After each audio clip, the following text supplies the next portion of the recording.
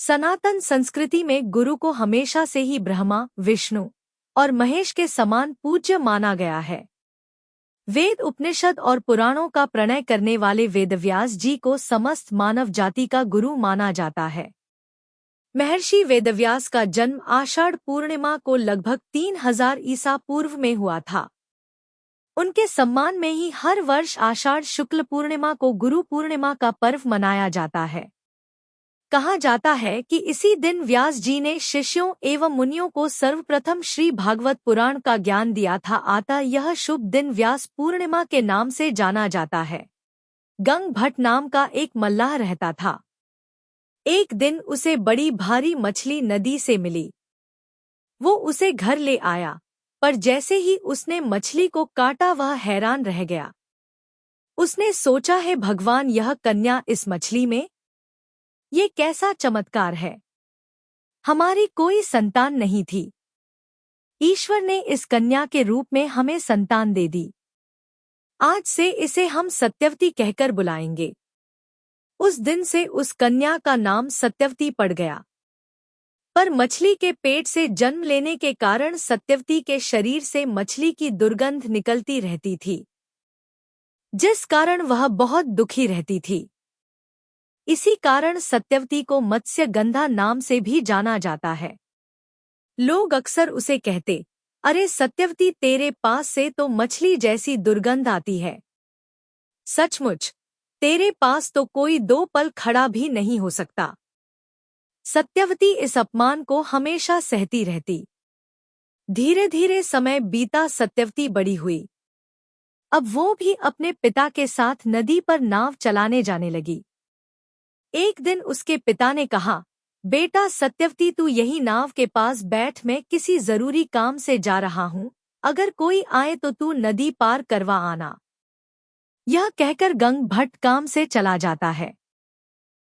इसी बीच वहां पराशर नाम के ऋषि आए और सत्यवती से बोले, मुझे नदी पार जाना है, क्या तुम अपनी नाव में मुझे बिठाकर नदी पार उतार दोगी?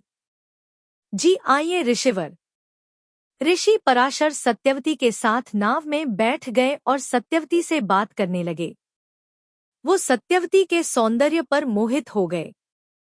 उन्होंने सत्यवती से गुप्त विवाह की कामना की और सत्यवती, मैं इसी समय तुमसे गुप्त विवाह करना चाहता हूँ ताकि हमारा मिलन हो सके।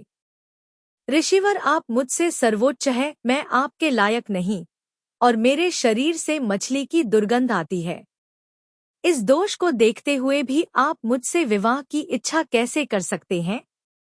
और मेरे इस गुप्त विवाह के बारे में किसी को ज्ञात हुआ तो मेरा कितना अपमान होगा। और अभी मेरे पिता लौट कर आते ही होंगे, उन्होंने मुझे आपके साथ देख लिया तो यह अनैतिक होगा। देखो सत्यवती, तुम्हारी आने वाली संतान बहुत ही तेजस्वी और ज्ञानी होगी।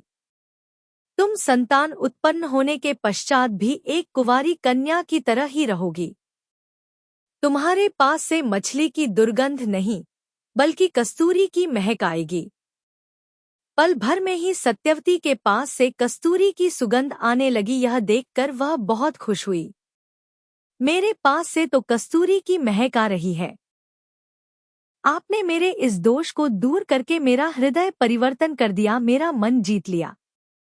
मैं आपसे मिलन के लिए तैयार हूँ। इस प्रकार ऋषि पराशर ने कुछ समय के लिए वहां कोहरा और अंधेरा कर दिया और फिर कुछ समय पश्चात देवी सत्यवती की संतान महर्षि वेदव्यास का जन्म हुआ। सत्यवती ने वेदव्यास जी के बचपन का नाम कृष्ण द्वैपायन रखा। वे बचपन से ही बहुत ज्ञानी थे और बड़े होकर वह तप के लिए घर से निकल गए। उन्होंने हिमालय की गुफाओं और बद्री वन में कठोर तप किया। बाद में बद्री वन में रहते हुए अध्ययन अध्यापन किया, जिससे उनका नाम बादरा के नाम से संसार में विख्यात हुआ। उन्होंने महाभारत के अलावा वेद शास्त्र एवं पुराणों की रचना की। अपनी रचनाओं के माध्यम से वे पूरे विश्व के गुरु माने जाते हैं। गुरु पूर्णिमा को जन्मे महर्षि वेदव्यास जी के नाम पर ही इस तिथि को व्यास पूर्णिमा भी कहते हैं। महर्षि वेदव्यास ने वेदों को अलग अलग खंडों में बांटकर उनका नाम ऋग्वेद, यजुर्वेद, सामवेद और अथर्ववेद रखा। वेदों का इस प्रकार विभाजन करने के कारण ही वह वेदव्यास के नाम से प्रसिद्ध हुए। अगर आपको ये कथा अच्छी लगी हो तो लाइक और शेयर करें। धन्यवाद।